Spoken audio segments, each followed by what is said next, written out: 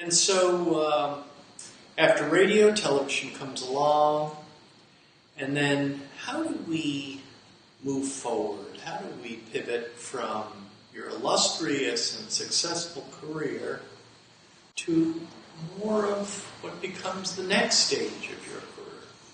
If the truth be told, Michael, I was fired from every radio station I ever worked on. Really? Now, why was that? I pushed the envelope.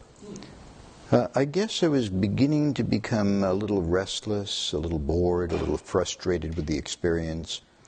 I asked audacious questions. I opened the doors to Timothy Leary and politicos that were not, in sync with advertising standards.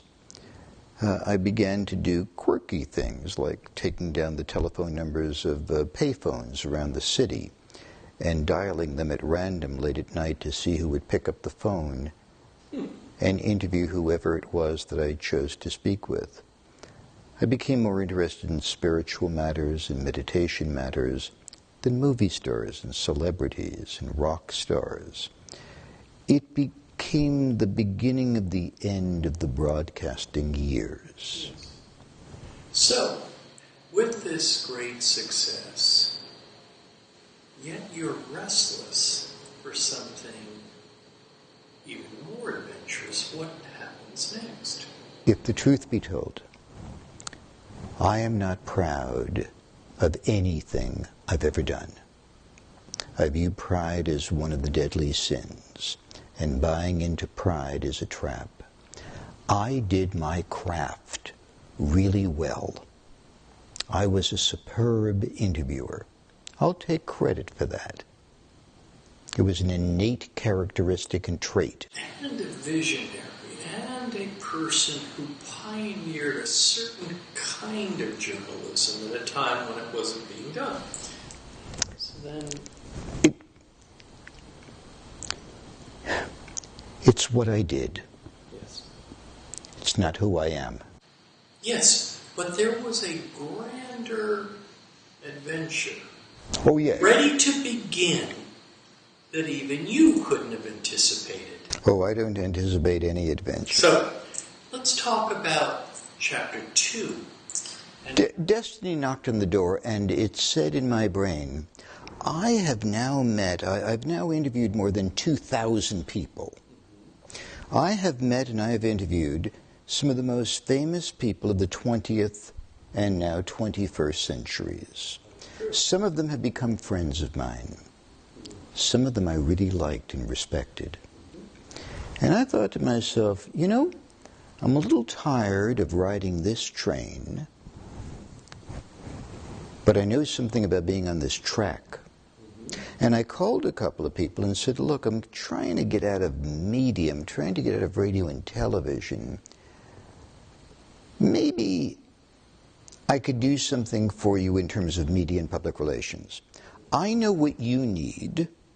You're looking for attention, for your product, for your point of view, for your experience. For your, what wasn't then known to be a word, for your brand. For your brand. It wasn't such a word. It was a thing that cowboys would heat up an iron, put over a campfire, and put on the rump of a steer. But you again had a sense of brand. I had a sense of people owning what was theirs and not just giving it away frivolously. So who became that very first client? I can't remember. I've asked that question occasionally. I can't remember. I know among them was Joan Rivers, but I can't remember very much either. All I remember is that there became a dozen or 2 dozen. Yes. There were people who I loved or cared about, and I suddenly became Elliot Mintz, the media consultant, yes. The guy who advised people as to how they should do their media dance. Correct. I did that for a number of years. It's been fairly well and sometimes embarrassingly documented. Some of those experiences were absolutely blissful because I loved the people I was working with. I never loved the media. I never loved public relations. I never loved promoting people.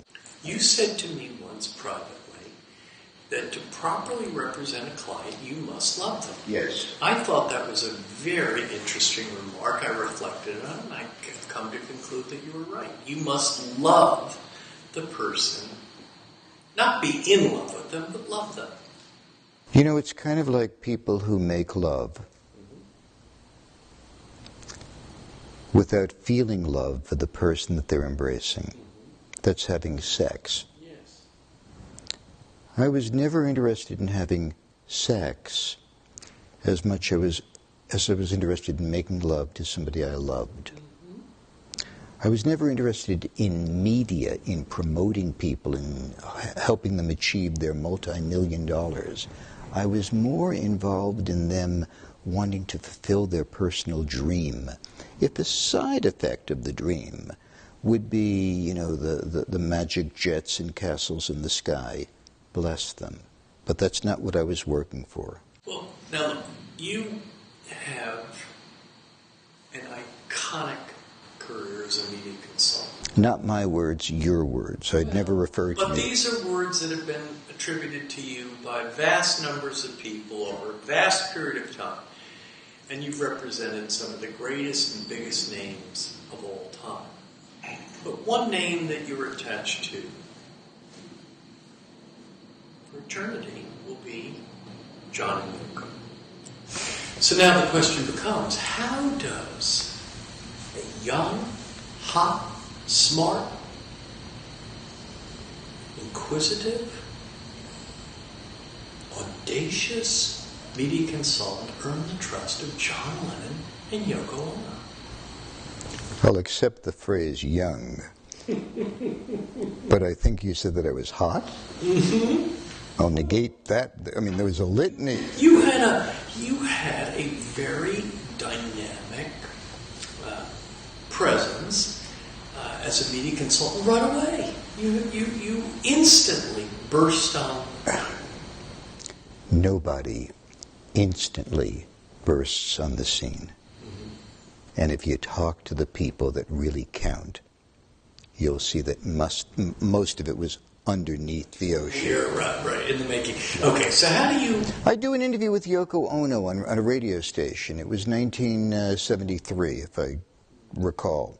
I was fascinated by her. Her music, her way of life. I listened, you know, I came alive a little too late for the Beatles. I was influenced primarily by Elvis. By the time the Beatles broke, I was 18 years old, you know, already. I love the Beatles' music, of course, but it was John and Yoko. It was the bed-ins. It was the anti-Vietnam protests. It was their synergistic, dyadic relationship of a man and woman taking on the world together. It was infinite love. It was taking John and Yoko and saying it is one word. I believed in love and peace. The whole war is over. War is over if you want it. If you want it. So this, you interviewed Yoko. Did a fabulous interview with Yoko. She called me a day or two later and she said, I really enjoyed talking to you that evening.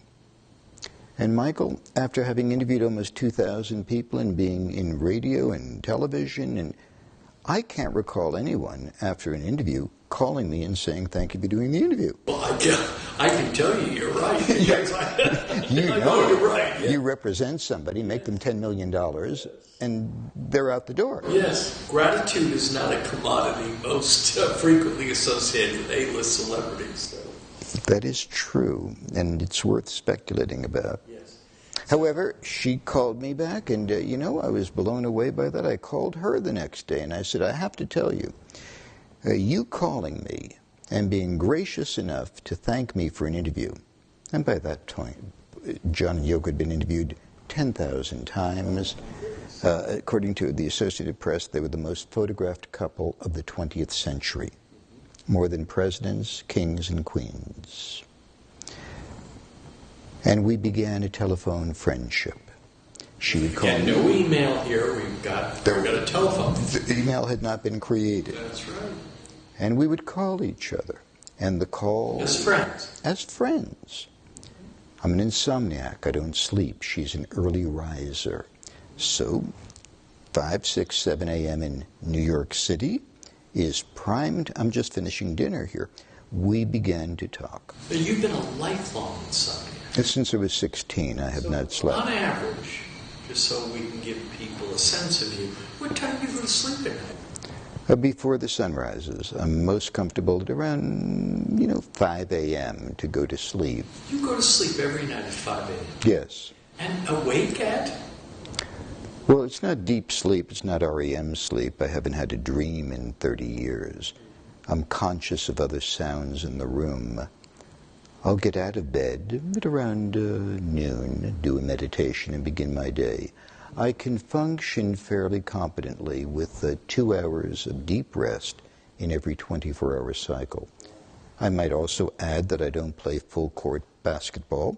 I don't drive an 18-wheeler. So for what I do, 2 hours sustains me. So this insomnia puts you in perfect alignment, time-wise, with Yoko. You're on the phone as friends, and then what happens? One day, her husband takes an interest in these late-night or early-morning phone calls with this disc jockey guy in L.A. I imagine he did. And it was suggested that I have a conversation with the husband. I first interviewed John on the evening of his 30th birthday. Wow. And I always think to myself that when John Lennon was celebrating his 30th birthday, of all the things he could have been doing, he elected to spend an hour with me on the telephone doing an interview. And that was the first time I met and spoke to John. Now, do you remember that interview to be a particularly good or memorable one? It was incredibly inspiring. We got along instantly. Instantly. The interview appears on my website. People can just dial it up and listen to it, and you would hear... You can go on ElliotMintz.com. We're going to talk about the website in a minute, but you can go on and watch it. Now, how do you get John Lennon to walk on a beach in Malibu, California with you and discuss the breaking up of the Beatles? Tell me how you pulled that one off. I asked him. He was in L.A., and I was seeing him almost every day for it was a period in his life called the Lost Weekend. And we started to hang out.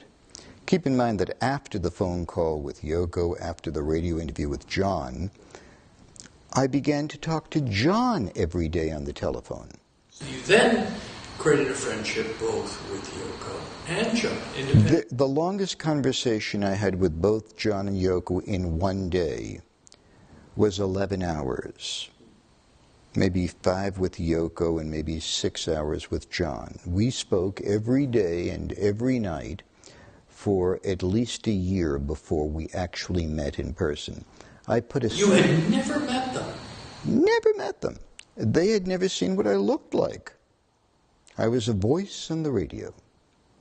I had seen them, Yes, yes. What with that Beatles stuff? Yeah, that Beatle thing, yeah. Now, so you go to New York and you meet them? No, they decide to drive across the country because neither of them had ever seen America. John had seen America as a Beatle from an airplane.